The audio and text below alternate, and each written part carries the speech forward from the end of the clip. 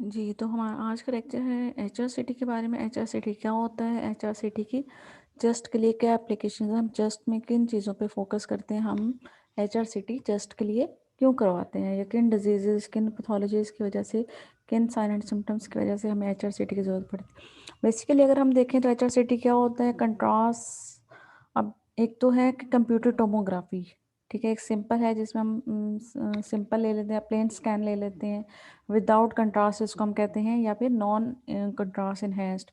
उसके साथ फिर हम क्या करते हैं कि अगर हमने किसी पैथोलॉजिस्ट को वेरीफाई करना है, या हमने पैथोलॉजिस्ट को डायग्नोस करना है, या उसको डिफ्रेंशिएट करना है, तो उसके फर्दर हमने एक्सटेंड देना है, तो हम क्या करते हैं कि उसमें क्या करते हैं, कंट्रास्ट को ऐड कर लेते हैं, फिर वो कंट्रास्ट इन्हेंस सिटी हो जाती है। हाई रेजोल्यूशन अगर हम देखें तो एचआरसीटी में क्या आता है कि हाई रेजोल्यूशन कंप्यूटेड टोमोग्राफी। तो ये हम डिफरेंट एरियाज़ के लिए कर सकते हैं। अगर हम स्पेसिफिकली देखें तो यहाँ पे हम चेस्ट की बात करेंगे कि हम चेस्ट में एचआरसीटी क्यों करवाते हैं, और उसमें हम किन चीज़ों को फोकस करते हैं, हमें कौन सी चीज़ें जो है वो सिंपल सीटी से एचआरसीटी की निस्बत, अगर हम सिंपल सीटी को कंपेयर करें तो हमें एचआरसीटी में क्या चीज़ सिंपल सीटी से ज़्यादा अच्छी नज़र आ रही है। सबसे पहले हम कहते हैं सेकेंडरी पल्मोनरी लोब्यूल्स की अगर हम बात करें तो नॉर्मल एनाटमी, हमें सबसे पहले किसी भी पैथोलॉजी को हमें देखने के लिए, डिफरेंशिएट करने के लिए, उसको डायग्नोस करने के लिए हमें क्या है कि नॉर्मल एनाटमी का पता होना चाहिए उस एरिया की जहाँ पे हमने पैथोलॉजी को डायग्नोस करना है। अब अगर हम ब्रोंकोवास्कुलर बंडल्स की बात करें तो ये हमारे पास कौन सी विंडो है, लंग विंडो, जो कि हम क्या करते हैं कि हाई रेजोल्यूशन कंट्रास्ट इन्हेंस्ड नहीं है, ये सिंपल हाई रेजोल्यूशन है। हमने high resolution just CT scan किया है, और ये हमारे पास लंग विंडो है। इसमें हमें क्या है, नॉर्मल जो आपके पास लंग टिश्यू है, लंग पैरेन्काइमा है, वो नज़र आ रहा है। उसमें ब्रोंकोवास्कुलर जो बंडल्स हैं वो हमें नज़र आ रहे हैं। ये हमें क्या है कि सिंपल जो मीडिएशनल विंडो होती है उसमें नज़र नहीं आते हैं। यहाँ पे देखें तो ये हमारे पास फिशर्स नज़र आ रहे हैं, जिसमें हम फिर क्या है अपर और लोअर लोब्स को डिफ्रेंशिएट कर सकते हैं। ये यहाँ पे मीडियास्टम होती है, ये हमारे पास दोनों लंग्स आ जाते हैं। उसके बाद ये ब्रोंकोवास्कुलर सिस्टम है सारा, ये ब्रोंक्यूल्स ब्रोंकोवास्कुलर सिस्टम है, यहाँ पे आपको एयर नज़र आ रही है। उसके बाद ये वेसल्स आ जाती हैं, जिसमें वेन्स और पल्मोनरी वेन्स और आर्टरीज आ जाती हैं, जो वाइट कलर की आपको नज़र आ रही है यहाँ पे। उसके बाद अगर हम पल्मोनरी आर्टरी की बात करें तो ये अगर आप एरो के साथ देखें तो ये हमारे पास है पल्मोनरी आर्टरी। अब हमने क्या करना है, पल्मोनरी आर्टरी और वेन को आपस में डिफ्रेंशिएट करना है, ठीक है। उसके बाद अगर हम सेप्टा की बात करें, इंटर लोबुलर सेप्टा, तो यहाँ पे अगर आप देखें तो ये सेप्टा है, यहाँ पे ये सेप्टा नज़र आ रहा है। ये आपको एचआरसीटी में लंग विंडो में नज़र आती हैं। ये चीज़ें आपको क्या है कि सिंपल सिटी में, या हम कहते हैं मीडिएशनल विंडो में, हमें ये नज़र नहीं आ सकता। उसके बाद हम क्या कहते हैं कि अगर हमने डिफ्रेंशिएट करना है पल्मोनरी आर्टरी और वेन को, तो सबसे पहले हमने देखना है कि pulmonary artery divide into two equal branches, ठीक है। अब पल्मोनरी आर्टरी और वेन अगर हमें सेम लग रही है तो हमने उनको आपस में कैसे डिफ्रेंशिएट करना है कि जो पल्मोनरी आर्टरी होगी वो टू इक्वल ब्रांचेस में डिवाइड हो जाएगी, ठीक है। उसके बाद यहाँ पे अगर आप देखें तो ये टू इक्वल ब्रांचेस में डिवाइड होगी, तो ये है हमारे पास पल्मोनरी आर्टरी। उसके बाद अगर हम वेन की बात करें तो पल्मोनरी वेन क्या करती है, give rise to small branches, ठीक है, and are independent of bronchi, ठीक है। यहाँ पे अगर आप देखें तो ये पल्मोनरी वेन है, इसने क्या किया है, छोटी छोटी ब्रांचेस देंगी, स्मॉल ब्रांचेस। एक मेन ब्रांच आ रही है और उसकी छोटी छोटी ब्रांचेस होंगी, उसी एरिया जहाँ से वो गुजरेगी वहाँ पे उस एरिया में वो छोटी छोटी ब्रांचेस देंगी। तो ये हमारे पास क्या है, पल्मोनरी वेन। हमने कहा था जो आर्टरी होती है वो टू इक्वल ब्रांचेस में डिवाइड हो जाती है, जो वेन होती है वो छोटी छोटी ब्रांचेस देगी। उसके बाद नॉर्मल फिशर की अगर हम बात करें तो this one is normal fissure. ये आपको फिशर नज़र आ रहा है, जिसकी वजह से क्या होता है, लंग्स जो है वो डिफरेंट लोब्स में डिवाइड हो जाता है। अब नॉर्मल फिशर की स्पेसिफिकेशंस क्या होंगी, less than 1 mm thick, smooth in contour, uniform in thickness, sharply defined, ठीक है। अब अगर आप यहाँ पे देख लें एक दफ़ा, स्मूथ होना चाहिए, ओवरऑल इसकी थिकनेस जो है वो सेम होनी चाहिए, यूनिफॉर्म थिकनेस होनी चाहिए, कॉन्टोर इसका बिल्कुल स्मूथ होना चाहिए। अगर नोड्यूल्स नज़र आ रहे हैं या आपको ओवरऑल जो थिकनेस है वो कहीं से कम कहीं से ज़्यादा नज़र आ रही है, ठीक है, और शार्पली अगर डिफाइन नहीं है तो वो नॉर्मल फिशर नहीं होगा। और अगर इसकी थिकनेस जो 1 mm से ज़्यादा है तो भी वो थिक्स होगा, वो नॉर्मल नहीं होगा। उसके बाद हम इंटरलोबुलर जो सेप्टल थिकनिंग है उसकी बात करें कि हमारे पास अगर सेप्टल थिकनिंग हो रही है, ठीक है, इंटरलोबुलर जो है वो सेप्टल थिकनिंग हो रही है, लेकिन वो कैसी है, स्मूथ टाइप की है, तो वो कहाँ पे किन केसेस में हो सकती है। सबसे पहले हम कहते हैं कि अगर लिम्फेटिक स्प्रेड है ट्यूमर का, ठीक है, तो वहाँ पे क्या होगा, इंटरलोबुलर जो सेप्टल है थिकनिंग हो जाएगी, लेकिन वो स्मूथ होगी। यूनिलेटरल और एसिमेट्रिक हो सकती है, ठीक है, इंटस्टिशियल नोड्यूल्स, प्लूरल इफ्यूजन, ठीक है, उसके बाद लंग, ब्रेस्ट, स्टमक या प्रोस्टेट जो है लिम्फोमा, इनके ट्यूमर्स हैं और उसकी वजह से जो है वो लिम्फेटिक स्प्रेड हुआ है किसमें, लंग्स में, ठीक है। या फिर पल्मोनरी एडिमा हो सकता है, ठीक है, उसमें हमारे पास सिमेट्रिक हो सकता है लंग बेसिस, ठीक है, या फिर प्लूरल। पल्मोनरी एडिमा कहाँ कहाँ पे सिमेट्रिक हो सकता है, लंग बेसिस पे हो सकता है या फिर प्लूरल इफ्यूजन हो सकता है। तो इन केसेस में क्या होगा, इंटरलोबुलर जो सेप्टल थिकनिंग है वो हो जाएगी, लेकिन वो स्मूथ टाइप की होगी। अब यहाँ पे अगर हम देखें तो ये हमारे पास डिफरेंट केसेस हैं जिसमें पल्मोनरी एडिमा आ रहा है, ठीक है। उसके बाद हम कहते हैं कि अगर लिम्फेटिक स्प्रेड है, ठीक है, और कार्सिनोमा है, ठीक है, कार्सिनोमा का पेशेंट है, तो अगर आप यहाँ पे देखें तो लंग की अपीयरेंस, लिम्फेटिक स्प्रेड है, कार्सिनोमा का पेशेंट है। उसके बाद अगर हम कहते हैं कि इंटरलोबुलर जो सेप्टल थिकनिंग है वो नोड्यूलर टाइप की है, पिछली बात थी स्मूथ टाइप की, यहाँ पे नोड्यूलर टाइप की। यहाँ क्या सबसे पहले पॉइंट पे हम कहते हैं लिम्फेटिक स्प्रेड है, सिलिकोसिस है, सार्कोइडोसिस है, ठीक है। अब सार्कोइडोसिस है उसमें अपर या फिर मिड जोन में थिकनिंग हो सकती है जो कि नोड्यूलर टाइप की होगी, ठीक है। उसके बाद हम कहते हैं नोड्यूलर टाइप की है, लेकिन पेरी ब्रोंकोवास्कुलर जो इंटस्टिशियम होता है, ठीक है, वहाँ पे हो सकती है, ठीक है ना। डिफरेंट टाइप के मैसेज हैं, फाइब्रस टिश्यूज उन वहाँ पे हो सकती है। उसके बाद सिस्ट या फिर हनीकॉम इन लेटर स्टेजेस, ठीक है। तो इन केसेस में क्या हो सकता है कि जो इंटरलोबुलर सेप्टल है उसकी थिकनिंग हो सकती है, ठीक है, और वो नोड्यूलर टाइप की होगी। अब अगर यहाँ पे देखें तो ये है सेप्टा। अब ये थिक तो है डेफिनेटली, हमें इतना क्लियर नज़र आ रहा है और इसकी थिकनेस भी हमें ज़्यादा नज़र आ रही है, लेकिन ये स्मूथ टाइप की थिकनेस नहीं है। कैसे कि हमें ये नोड्यूल्स बनते हुए नज़र आ रहे हैं। अगर हम सेप्टा पे फोकस करें तो ये हमें नोड्यूल्स टाइप की अपीयरेंस नज़र आ रही है। यहाँ पे अगर हम देखें तो ये नोड्यूलर टाइप का, स्मूथ नहीं है, इरेगुलर है, ये यूनिफॉर्म थिकनेस नहीं है, ठीक है, लेस देन 1 mm थिकनेस नहीं है, तो डेफिनेटली ये क्या है कि इसकी ये नॉर्मल थिकनेस नहीं है, नोड्यूलर सेप्टल थिकनिंग हुई हुई है।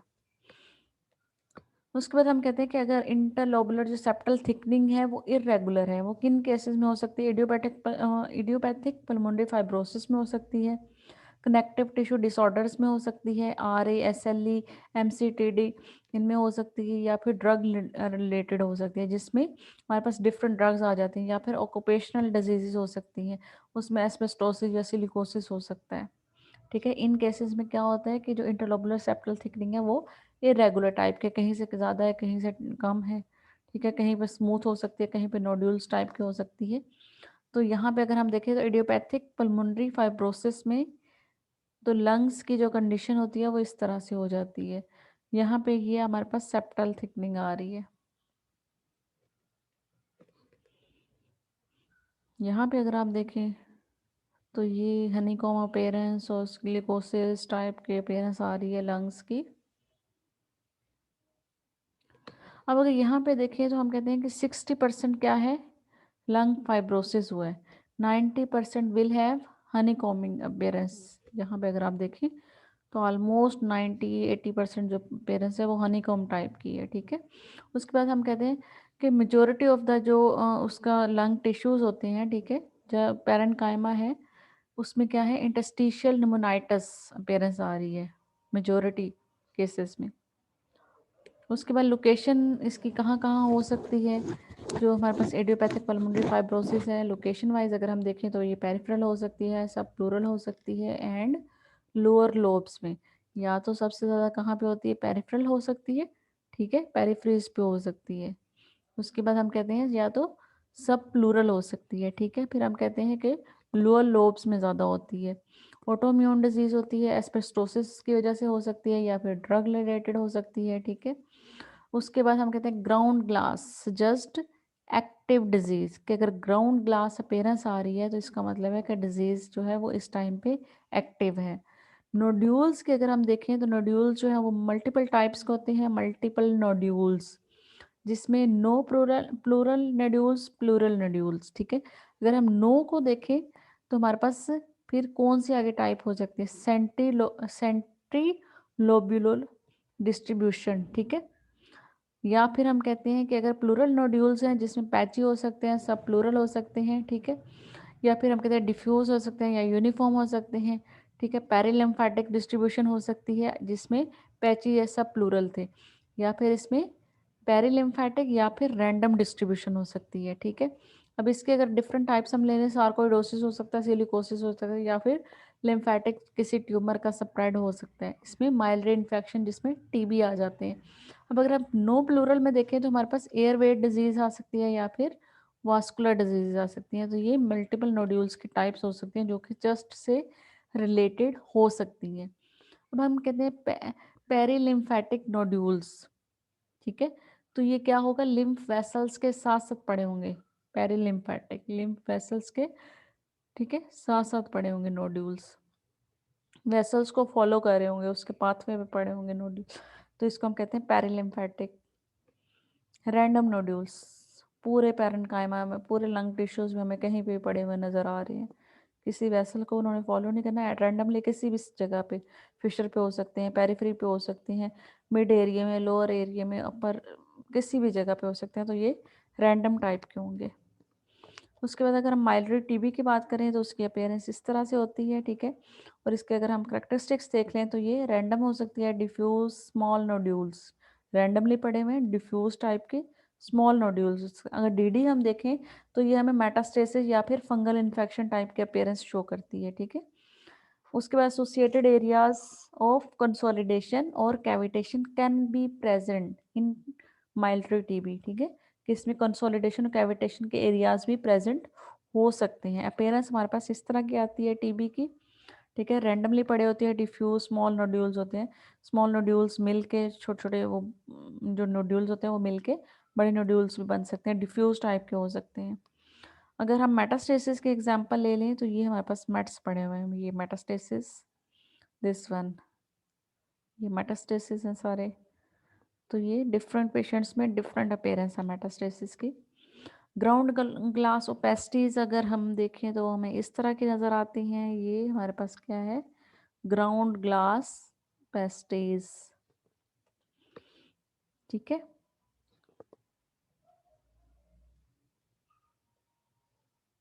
अब ग्राउंड ग्लास ओपेसिटी में कैसी नज़र आएगी इसमें क्या करेक्टरिस्टिक्स होती हैं, ground glass opacity does not obscure कौन, किसको, वेसल्स को, कि वहाँ पे क्या है, जो वेसल्स पड़ी हुई हैं उसको ग्राउंड ग्लास जो पेस्ट्रीज है वो ऑब्सक्योर नहीं करती, ठीक है, कि उन जो वेसल्स पड़ी हुई हैं वहाँ पे जो ट्यूमर है वो उन्होंने उसको ऑब्सक्योर नहीं किया, ठीक है।